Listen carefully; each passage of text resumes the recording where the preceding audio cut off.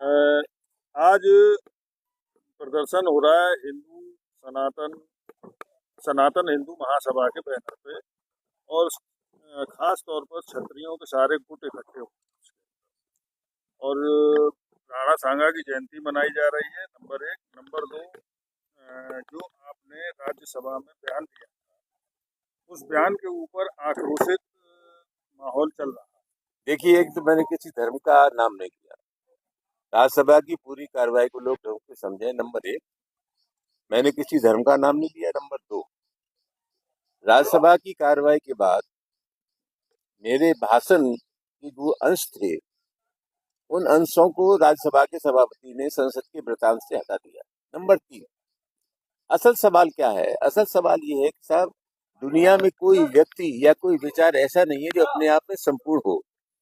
व्यक्ति अगर कोई बात कहता है, मैं जानता हूं कि मेरी बात से सब लोग ना इत्तेफाक कर सकते हैं, इत्तेफाक नहीं कर सकते, असहमति हो सकती है, लेकिन हमारे देश में असहमति व्यक्त करने के तरीके हैं, कानून है, संविधान है, उसकी मर्यादा में धरना है, प्रदर्शन है, सत्याग्रह है, अखबार है, कोर्ट है, कचहरी है, ये सब चीजें हैं जो जनतंत्र में ये अधिकार देती है कि किसी का विरोध करना है तो इन सब चीजों का हम इस्तेमाल करें। लेकिन कुल मिलाकर के जो स्थिति है वो एक अराजकता की स्थिति है। हमें गोली मार देंगे, हड्डी तोड़ देंगे, कान काट देंगे, नाक काट काट देंगे, इस प्रकार की जो भाषा बोली जा रही है वो जनतंत्र की सेहत के लिए ठीक नहीं है।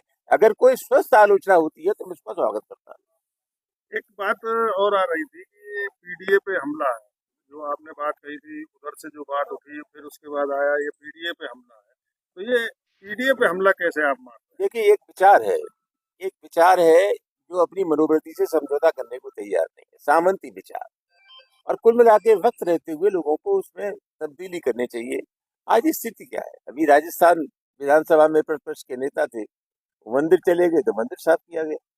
अखिलेश यादव ने जो मुख्यमंत्री पद का छोड़ा तो उसको गंगा जल से साफ कर दिया। आखिर क्या है विवाद का? जहां तक सवाल है, मैं भाजपा के लोगों से पूछना चाहता हूँ, 1991 में जब संसद ने कानून बना दिया कि 15 अगस्त 47 से पहले जहाँ मंदिर था वहाँ मंदिर रहेगा, जहाँ मस्जिद थी वहाँ मस्जिद रहेगी, तो फिर ये गड़े मुद्दे उखाड़ने की जरूरत क्या है? फिर एक विचार ये भी है कि साहब आप ज्यादा खुदाई करिए तो बौद्ध मठ निकलेंगे, बौद्ध धर्म के अवशेष निकलेंगे। ये विवाद समाप्त होना चाहिए। और कुल मिला के स्थिति है कि किन लोगों ने इसको शुरू किया, ये भी एक विचारणीय सवाल है।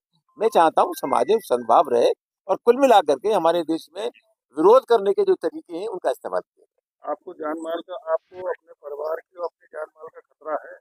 जिस तरह की धमकियां मिल रही है, मैं समझता हूँ खतरा तो हो ही सकता है।